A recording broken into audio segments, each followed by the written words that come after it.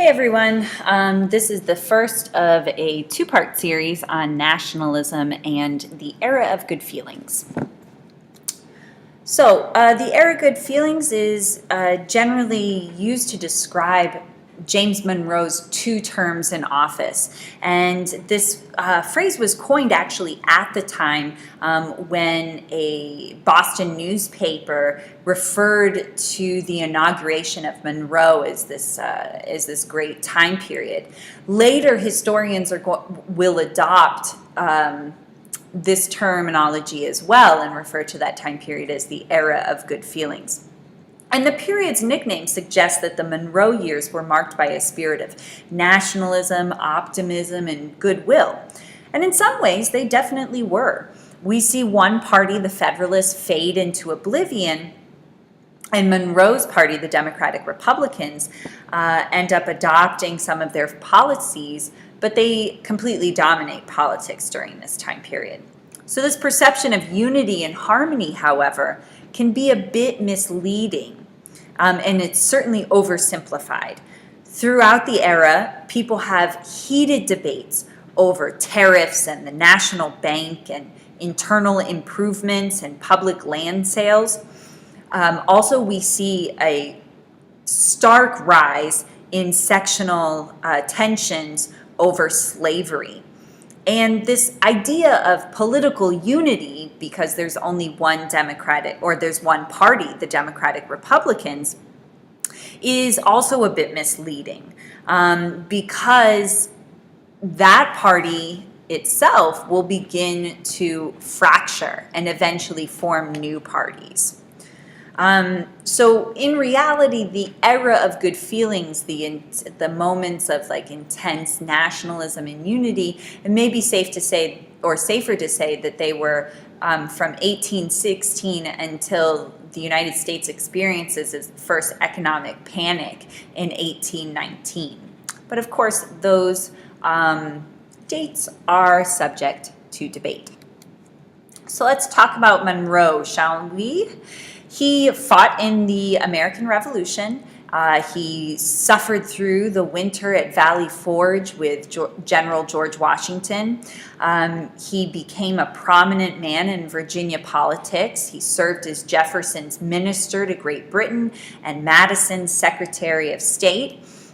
He also, when he was elected, became or continued what we refer to as the Virginia dynasty. As you'll recall, out of the first 5 presidents that we've discussed so far, 4 of them have been from Virginia. I wonder if you can remember who the exception to that dynasty was. If you said Adams, because he was from Massachusetts, then you are 100% correct. Go ahead and give yourself a nice hearty pat on the back. In the election of 1816, Monroe defeated the Federalist Rufus King overwhelmingly. He actually earned 183 electoral votes, while King only earned 34. But it gets better, because by 1820, the Federalist Party had practically vanished, and Monroe received every electoral college vote except for 1. So with no organized political opposition, Monroe represented the growing nationalism of the American people. And it was under Monroe that the country acquired Florida, agreed to the Missouri Compromise, and adopted the Monroe Doctrine. So we're going to talk about several types of nationalism in this presentation, and the first of which is cultural nationalism. So the popular votes for James Monroe were cast by a younger generation of Americans whose concerns differed from those of the nation's founders. The young were excited about the prospects of the new nation expanding westward and had very little interest in European politics now that the Napoleonic Wars, as well as the War of 1812, were in the past. So this feeling of nationalism, these men believed deeply that their young country was entering this period of unlimited prosperity And I don't know about you, but anytime somebody talks about unlimited prosperity, clearly they have never studied history. So these patriotic themes infused into every aspect of American society, from art to school books. Heroes of the Revolution, like we see George Washington and Thomas Jefferson, were enshrined in paintings by Gilbert Stuart and Charles Willson Peale. And of course, there's the famous painter John Trumbull. This depiction of the signing of the Declaration of Independence is hanging in the Congressional Building. When John Adams actually sees this painting, he becomes very distraught over the fact that this is not how the Declaration of Independence was signed. People were not all present at one time. So he becomes very distraught over the fact that people are going to look at this and think that that's how it happened and have a distorted version of history. And what do you know? John Adams was correct, because most people think that this is actually how the Declaration of Independence was signed. But you guys, because you're wicked smart, know better.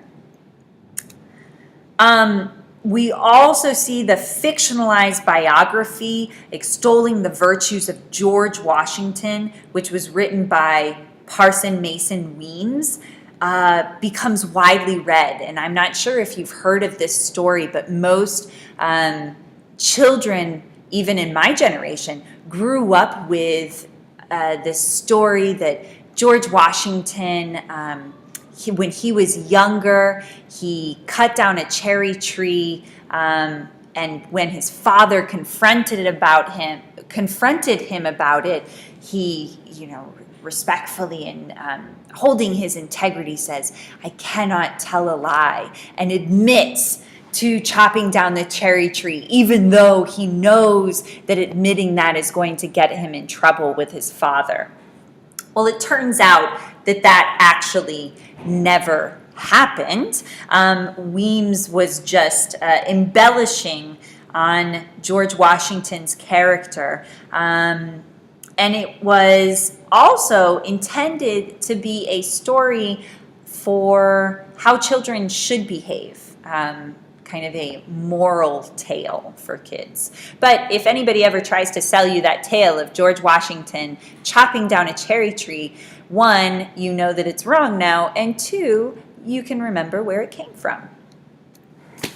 Another thing that we see happening during this time period, and many of you guys have already started touching on this concept during your presentation of movements, is the public school movement.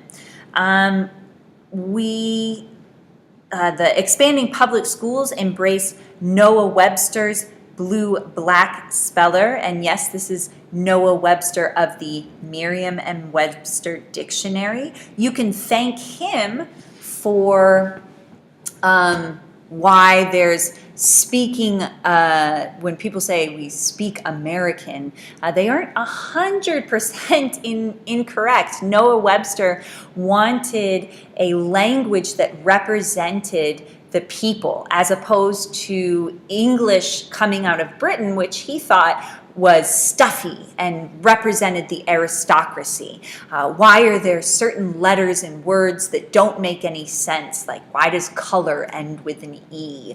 And so many of the spellings that are so different between America and England come out of this nationalist movement to create almost a unique American language. So the next thing that we're going to talk about is economic nationalism. And I don't know if you're noticing this, but we tend to talk about in AP US history things like social, political, economic changes or effects or impact. So you probably want to take note of the fact that this presentation is chunked as such, because it's very likely that you will see a question later regarding this topic. So in parallel with cultural nationalism, there was a political movement to support the growth of the nation's economy.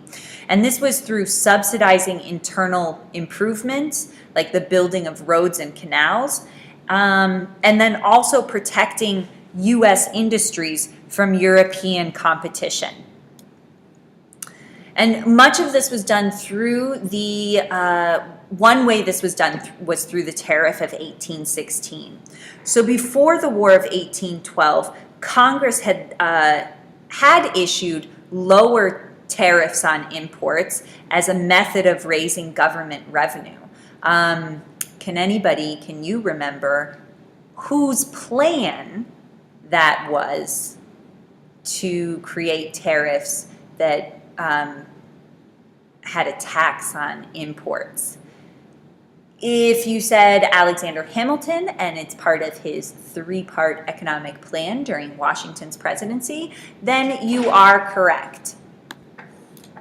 So during the war, the manufacturers erected many factories to supply goods that previously had been imported from Britain, right? The United States and Britain are not trading with each other because they are at war with one another.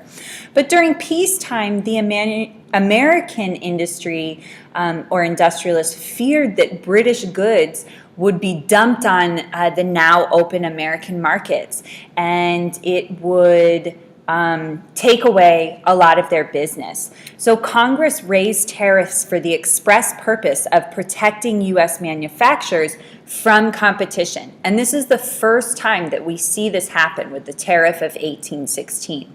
It's going to set a trend that the United States government is going to, this policy they're going to endorse time and again. So here is when we see the start of that. It's also important to note that this also does create sectional tensions. We'll talk more about that in our next screencast. But the people who tended to favor the tariffs were the industrialized Northerners, while the Southern states tended to begrudge the U.S. government passing this legislation.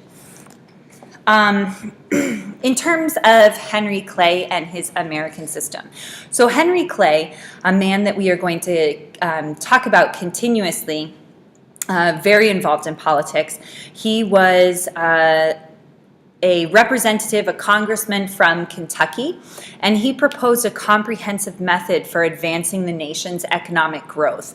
And his plan, which he called the American system, consisted of three parts. So again, another three-part economic plan, very similar to Alexander Hamilton's. Not exactly the same, but similar.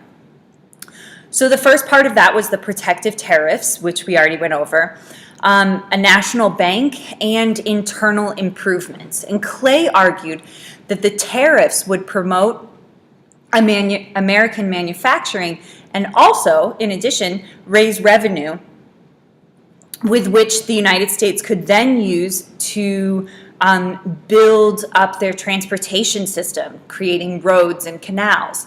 And that a national bank would help keep that system running smoothly by providing a national currency. So the tariffs would chiefly benefit the East.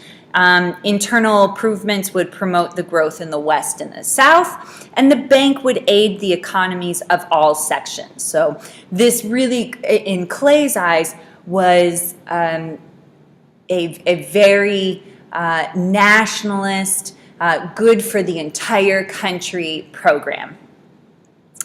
So two of the three parts of Clay's system were already in place in 1816, the last year of Madison's presidency. Congress in that year adopted a protective tariff and also chartered the Second Bank of the United States. The charter for the First Bank of the United States was allowed to run out in 1811, which is why they had to create a second one. On the matter of internal improvements, however, both Madison and Monroe did not feel that the Constitution gave the national government the right to use federal money to create roads. And so even though Congress tries to pass legislation proposing just that, it will consistently be vetoed by Madison and then later his predecessor, Monroe. So what happens is that this leaves that issue up to the states, and we end up getting much more internal improvements or more money spent on internal improvements in the northern states than in the southern states. Again, a little foreshadowing for our discussion on sectionalism.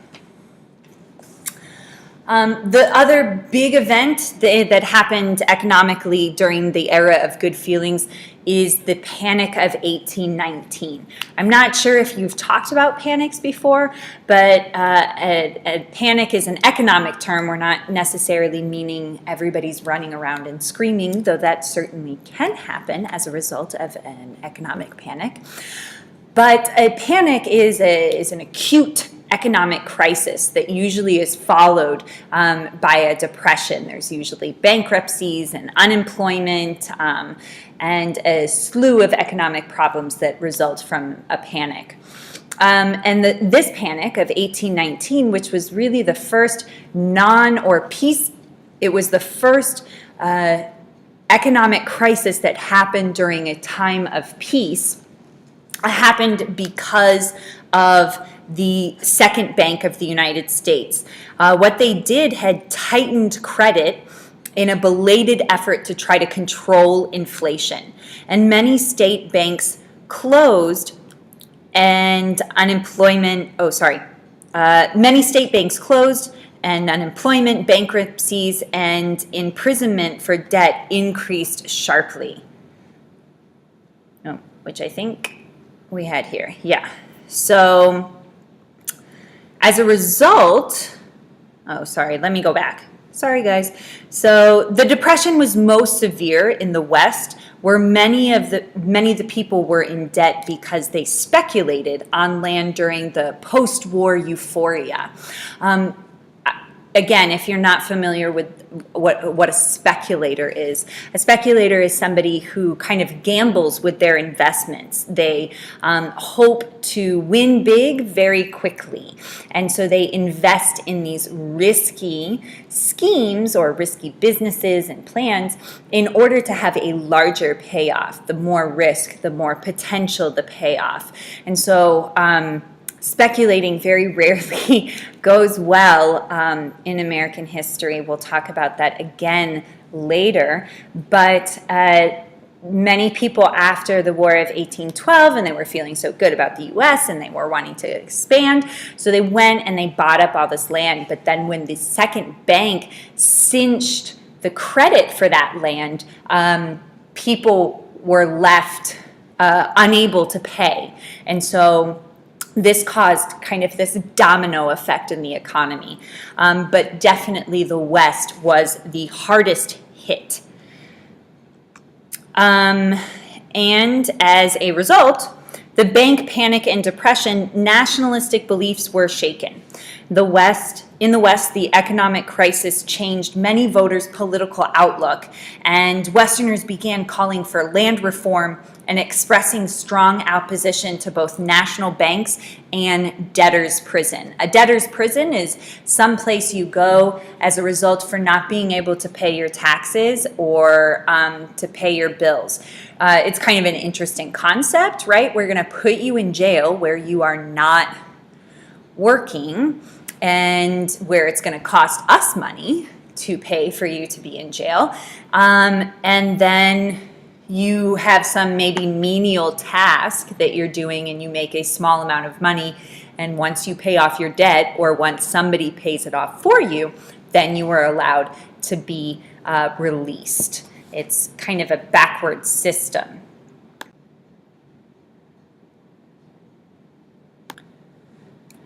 In terms of political or,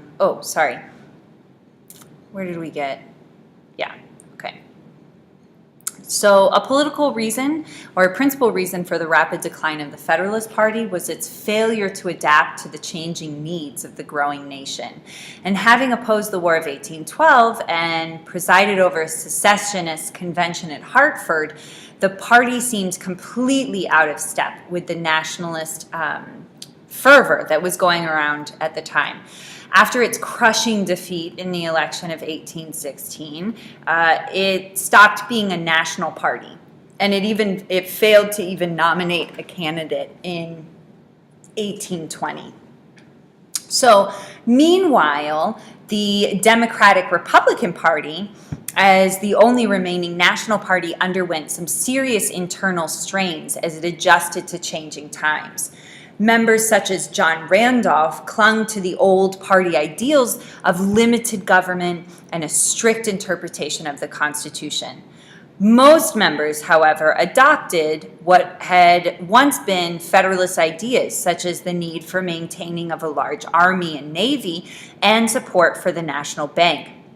Some members reversed their views from one decade to the next. An example of that is Daniel Webster from Massachusetts, who strongly opposed both the tariff of 1816 and 24, but then supported an even higher tariff in 1828. John C. Calhoun from South Carolina, another example, and he was an outspoken war hawk and nationalist in 1812, but then Calhoun championed state rights after 1828, and we will definitely talk more about that later.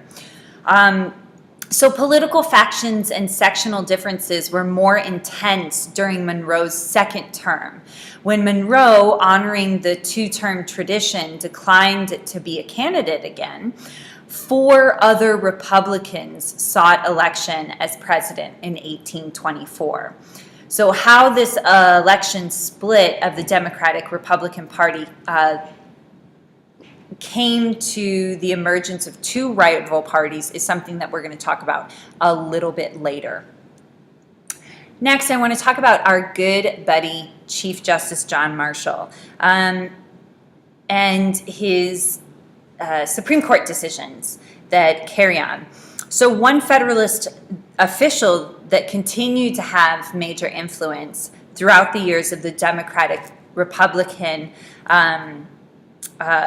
presidents was John Marshall. And he, as you'll remember, had been appointed to the Supreme Court in 1800 by then President John Adams, and was still leading the court as its Chief Justice. So his decisions consistently favored a central government and the rights of property against the advocates of states' rights. And even when justices appointed by Democratic-Republican presidents formed a majority on the court, they often sided with Marshall because they were persuaded by him that the U.S. Constitution created a large federal government with strong and flexible powers. Several of Marshall's decisions became landmark rulings that begin to define the relationship between the central government and the states. And you'll remember the first of these cases that we talked about was Marbury v. Madison. And it established the principle of judicial review. So here we're going to talk about a couple of Marshall's court's decision. The first one is Fletcher v. Peck, and this case involved land fraud in Georgia.